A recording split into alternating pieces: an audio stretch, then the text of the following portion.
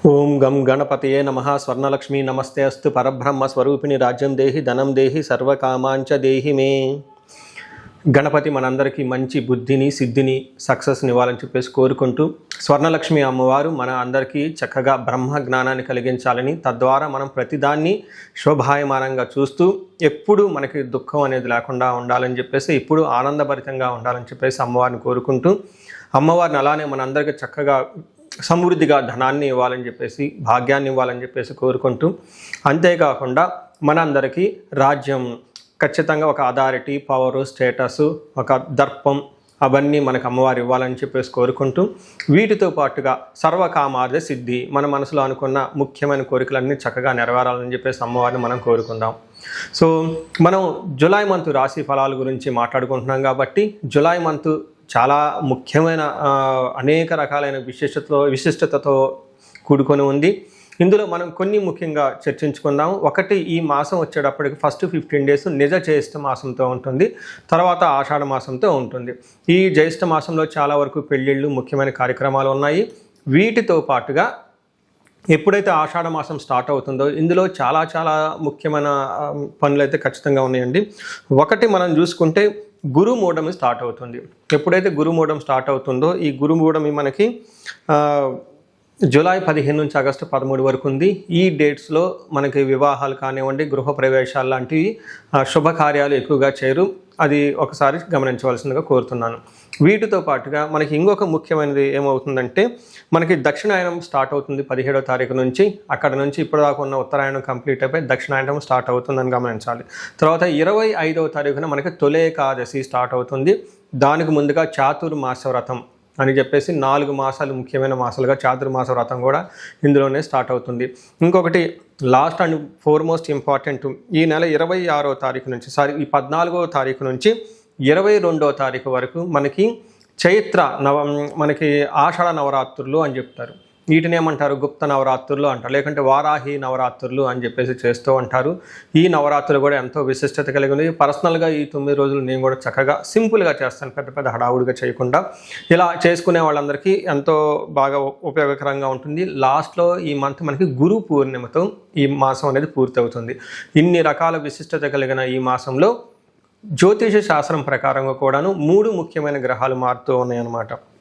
ఆ గ్రహాలు మనం ఏంటో చూసుకుంటే, జూలైలో 4వ తారీఖు, 7వ తారీఖు, 16వ తారీఖు, 21వ తారీఖు, ఇలా జూన్ అంటే 3 గ్రహాలు మారుతున్నాయి. ఈ మారి గ్రహాలు శుక్రుడు, బుధుడు, సూర్యుడు గ్రహాలు కూడా ఉన్నాయి. 4వ తారీఖు వచ్చేటప్పటికి శుక్రుడు, బుధుడు వచ్చి 7వ తారీఖు, 16వ తారీఖు సూర్య భగవానుడు మారుతూ ఉన్నారనమాట. ఈ యొక్క 3 గ్రహాల యొక్క ప్రభావం మనకి జూలై మంత్లో ఎలా ఉండబోతుందో మనం తెలుసుకుందాం. కుంభరాశి చూసుకుంటే ఈ మంత్ అంతా ఫస్ట్ 15 డేస్ కొంచెం ఇబ్బందుల్లో ఉన్నా కానీ తర్వాత 15 డేస్ చాలా చక్కగా ఉండే అవకాశం ఉంది. జనరల్గా ఒక తటస్థంగా నుంచి కొంచెం బెటర్గా ఉండే అవకాశం ఈ రాశి వాళ్ళకి చాలా బాగుంటుందని మనం చెప్పుకోవచ్చు. ఇందులో ఉన్న నక్షత్రాలు ఫస్ట్ మనం చూసుకుంటే ధనిష్ట 3, 4 పాదాలు, శతభిషం 1, 2, 3, 4 పాదాలు, పూర్వభాద్ర 1, 2, 3 పాదాలంతా ఈ రాశిలో ఉంటారని గమనించవచ్చు. పేరు బలం బట్టి మనం చూసుకుంటే గు, గే, గో, సాసి, సు, సే, సో, దా అన్న అక్షరాలంతా కూడా ఎవరిదైనా వాళ్ళ పేరు ఫస్ట్ అక్షరం ఈ నక్షత్ర ఇప్పుడు చెప్పిన అక్షరాలతో ఉంటే వాళ్ళది కూడాను కుంభరాశిగా గమనించాలి. మనకి లఘు గోచారం, సూక్ష్మ గోచారం అన్న ఒక కాన్సెప్ట్ ప్రకారం చూసుకుంటే, మహర్షులు చిన్న చిన్న ముక్కల్లో, ఇంకా చిన్న చిన్న వర్డ్స్లోనే టోటల్గా మంత్ ఎలా ఉంటుందో మనకు చెప్పడం జరుగుతుంది. దీంట్లో శత్రునాశాంతో రిపప్రియం భార్య సుతాది కలహం యువత జనబాధ అంటారు. ఈ మాసం అంతా ఎలా ఉంటుందంట, శత్రునాశాంత, శత్రువులు అనేవాళ్ళు మీ దగ్గరలో ఉండరు, వాళ్ళంతా వాళ్ళే నాశనమైపోతారు. రెండోది రిపప్రియం, శత్రువులతో కలిసి మీరు కనుక కూర్చొని మాట్లాడితే మీది పై చేయ ఉండే అవకాశం ఎక్కువగా ఉంటుంది. యువత జనబాధ అంటే యంగ్ స్త్రీ ద్వారా, లేదంటే యంగ్ బాయ్స్ ఎవరైనా పురుషుల ద్వారా కానీ ఇబ్బందులు ఉండే అవకాశం ఎక్కువగా ఉంటుంది. భార్యతోటి ప్లస్ పుత్రులతోటి గొడవలు అయ్యే అవకాశం ఎక్కువగా ఉంటుంది. అయితే ఇప్పుడు దాకా మనం చెప్పుకున్న వాటి యొక్క ప్రభావం చాలా తక్కువ మోతాదులో ఉండే అవకాశం ఎక్కువగా ఉంటుంది. పెద్ద ఇబ్బందులు అయితే ఉండవని మరి గమనించాలి. ముఖ్యంగా సూర్యుడు 5వ స్థానం నుంచి 6వ స్థానానికి మారటంతో మీలో ఉత్సాహం, చాలా ఎనర్జెటిక్గా ఉంటారు. షష్ఠో రవో సుసౌఖ్యదీన్ యత్న కార్యార్థ సాధనం దేహ రోగ్యాది సంతోషం వస్త్రధాన్య లాభాది కృత్ అని చెప్తారు. అంటే ఎప్పుడైతే సూర్యుడు 6వ స్థానంలో ఉంటారో వస్త్రాల వల్ల, ధాన్యం వల్ల, సంపదల వల్ల సంతోషంగా ఉంటారు. యత్న కార్యానుకూలత్వం, ఏదైనా కనుక మీరు ప్రయత్నం చేస్తే అందులో కార్య సాధనం అనుకూలంగా ఉండే అవకాశం ఎక్కువగా ఉందని చెప్పుకోవచ్చు. ధైర్యంగా ఉంటారని చెప్పాలి. అదేవిధంగా కుజుడు 4వ స్థానంలో ఉండటం వల్ల మిక్స్డ్ రిజల్ట్ అని మనం చెప్పుకోవచ్చు. ఒక ప్రకారంగా ధన ప్రకారంగా బాగుంటుంది, ఇంకొక విధంగా మానసికంగా ఒత్తిడులు కూడా గురయ్యే అవకాశం ఉంటుంది. మనకి సంస్కృతంలో ఏం చెప్తారంటే భాగ్యహాని భయం క్రూర బంధు వైరం ధనక్షయం రోగపీడాది సంతాపం చతుర్థ స్థానకే భౌమే కుజే అని చెప్తారు. అంటే భాగ్యహాని అంటే రావాల్సిన పనులు కాకుండా ఆటంకాలు పడే అవకాశం ఎక్కువగా ఉంటుంది. భయం క్రూర బంధువులతోటి క్రూర ప్రవర్తన కలిగి ఉంటారు. అంతేకాకుండా బంధువులతో గొడవలయ్యే అవకాశం ఉంటుంది. ధనక్షయం, ధనాన్ని కోల్పోయే అవకాశం ఎక్కువగా ఉంటుంది. ఒక పక్క రకారంగా కుజుడు ధనాన్ని కోల్పోయే అవకాశాలు కలిగిస్తూనే ఇంకో విధంగా ధనాన్ని కూడా ఇచ్చే అవకాశం ఎక్కువగా ఉంటుందని గమనించుకోవాలి. కుజుడు ఇక్కడ మీకు మిక్స్డ్ రిజల్ట్ అని గమనించాలి. అయితే 7వ స్థానంలో బుధుడు ఉండటంతో అదేవిధంగా బుధుడు కూడాను అంత అనుకూలమైన ప్రభావాన్ని మీకు కలిగించకపోవచ్చు. దాదాపు మనస్పర్ధలు వచ్చే అవకాశం ఎక్కువగా ఉంటుంది సంతాన విషయంలోనూ. అలానే అపకీర్తి, మీకు కీర్తి ప్రతిష్టలకి భంగం వాటి వెళ్ళే అవకాశం కూడా ఎక్కువగా ఉందని మీరు గమనించాలి. అయితే శుక్రుడు 7వ స్థానంలో ఉండటం, శుక్రుడు కూడాను అంత మంచి ఫలితాలను ఇవ్వడు. ఇక్కడ ముఖ్యంగా కొన్ని విషయాల్లో చక్కటి ఫలితాన్ని ఇస్తూనే కొన్ని ఛాలెంజెస్ని కూడా తీసుకొని వస్తూ ఉంటాడు శుక్రుడు. ఏ విషయాలు అనుకూలంగా ఉంటుందంటే ప్రేమ వ్యవహారాలు, రొమాన్స్, ప్లేజర్స్, షార్ట్ ట్రిప్స్, తర్వాత ఎక్కడికైనా వెకేషన్కి వెళ్తే వాటిలో బాగా కలిసి వచ్చే అవకాశం ఉంటుంది. కానీ 7వ స్థానంలో శుక్రుడు ఉండటం వల్ల కోపస్తదహ భీతి సర్వదా క్లేశ జీవనం స్త్రీ జాడ్యం మేహ రోగాది భృగౌ సప్తమగే ఫలితం అని చెప్తారు. ఎప్పుడైతే 7వ స్థానంలో శుక్రుడు ఉంటాడో కోపస్తదహ, కోపం కలిగే అవకాశం ఉంటుంది. భీతి, భయం కలిగే అవకాశం ఉంటుంది. సర్వదా క్లేశ జీవనం, కొంచెం కష్టతరంగా ఉంటుంది. మీ యొక్క జీవితం అనేది అంత స్మూత్గా ఉండదు. అంతేకాకుండా స్త్రీ జాడ్యం, స్త్రీలతో గొడవలు పడే అవకాశం ఉంటుంది. ఇన్ కేసు లేడీస్ ఉంటే జెంట్స్తో గొడవలు పడే అవకాశం ఎక్కువగా ఉంటుంది. కొంచెం వ్యాధులు లాంటి వచ్చే అవకాశం కూడా ఎక్కువగా ఉంటుందని చెప్పుకోవచ్చు. అంటే ఏ ప్రకారంగా బుధుడు పెట్టే ఫలితాలు, శుక్రుడు పెట్టే ఫలితాలు సామాన్యంగా ఉంటాయి. ఇందులో చెప్పిన విధంగా పెద్దగా అయితే ఎక్కువ మోతాదులో ఉండగాని కొంచెం తక్కువగా మోతాదులో ఉండే అవకాశం ఉంటుంది. కుజుడు మిక్స్డ్ రిజల్ట్ని ఇస్తున్నాడు, సూర్యుడు వచ్చేటప్పటికి మంచి రిజల్ట్ ఇస్తూ ఉన్నారు. కాబట్టి ఒక రకంగా చెప్పాలంటే ఇది కొంచెం మీకు మిక్స్డ్గా ఉండే మంత్ అని మీరు గమనించుకోవాలి. కొంచెం జాగ్రత్తగా ఉంటే బాగుంటుంది. అయితే నక్షత్రం వారిలో కూడా మనం చెప్పుకోవచ్చు. ధనిష్ట నక్షత్రం వాళ్ళకి ధన ప్రాప్తి వచ్చే అవకాశం ఉంటుంది, జయప్రదంగా ఉంటుంది, బంధించబడినట్లుండే అవకాశం ఉంటుంది. అంటే మీకు ఫ్యూచర్ ఏంటి, ఫాస్ట్ ముందేంటి వెనకేంటి, ఒక ఆపర్చునిటీ వచ్చి ఉంటుంది, అది ఉంటే బాగుంటుందా, లేకుంటే తీసుకుంటే బాగుంటుందా, ఇండియాలో ఉంటే బాగుంటుందా, అబ్రాడ్లో ఉంటే బాగుంటుందా, లేదంటే వివాహం వీళ్ళని చేసుకుంటే బాగుంటుంది, ఇట్లా ఒక సందిగ్ధత కలిగే అవకాశం ఎక్కువగా ఉంటుంది.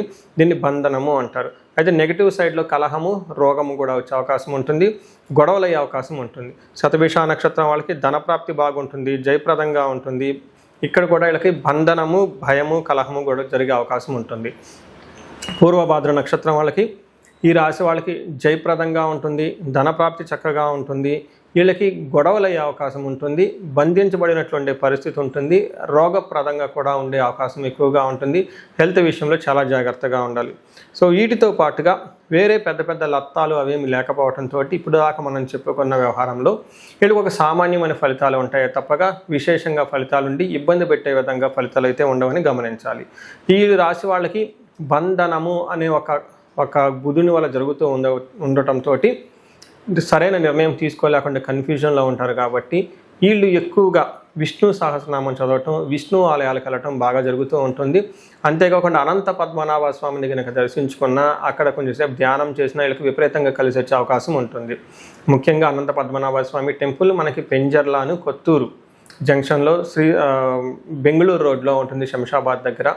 ఎవరైనా, నేను పర్సనల్గా చాలాసార్లు విజిట్ చేశాను, మీరు కూడా ఎవరైనా ఒక్కసారి ఈ రాశి వాళ్ళు ఉండి ఇలాంటి ఫీలింగ్స్ ఉంటే మంచికి చెడుకు ఎట్లా వెళ్తే బాగుంటుంది, లేదంటే ఎక్కడైనా సందిగ్ధత ఉండి లేదంటే కన్ఫ్యూజన్ పొజిషన్లో ఉంటే ఆ దేవాలయాన్ని దర్శించుకుంటే చక్కగా మీకు ఒక మంచి అవకాశాలు కనిపిస్తూ ఉంటాయి.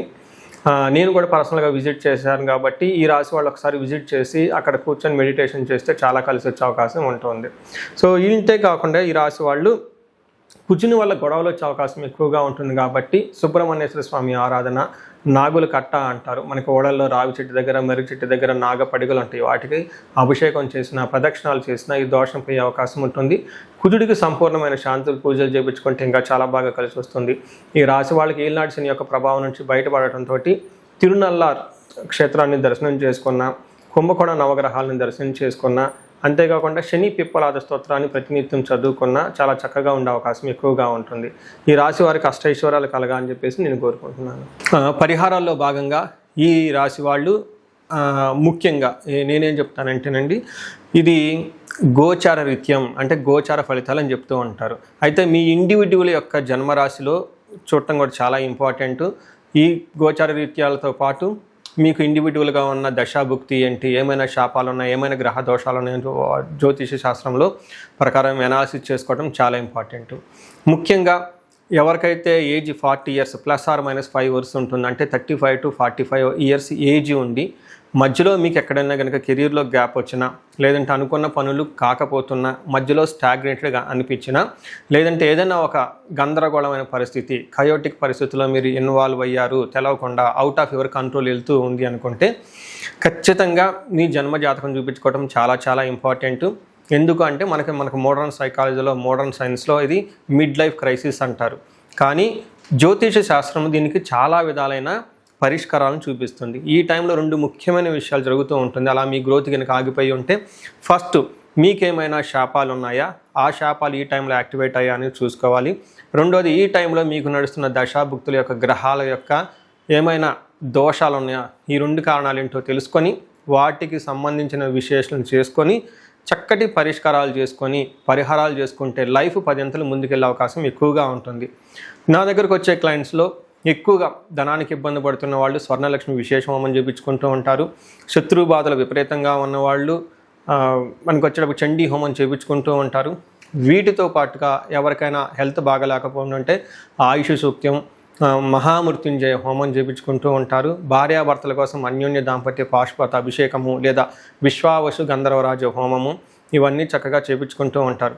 ఎలాంటి పరిస్థితులు మీకున్నా, ఎలాంటి సమస్యలు మీకున్నా, లేదంటే ఎలాంటి క్లారిఫికేషన్ మీకు కావాలనుకున్నా కానీ, ఫ్యూచర్ గురించి ప్లాన్స్లో కన్ఫ్యూజన్ ఉన్నా కానీ ఒక్కసారి మీ జన్మ జాతకం చూపించుకొని ఆ జాతకంలో ఏ ప్రకారంగా ఉందని తెలుసుకొని చక్కటి పరిష్కారాలు చేసుకుంటే లైఫ్ అనేది 10 అంతలు ముందుకెళ్ళే అవకాశం ఉంటుంది. మీ అందరికీ అష్టైశ్వర్యాలు కలగాలని, భోగభాగ్యాలు కలగాలని చెప్పేసి నేను కోరుకుంటున్నాను. నమస్తే.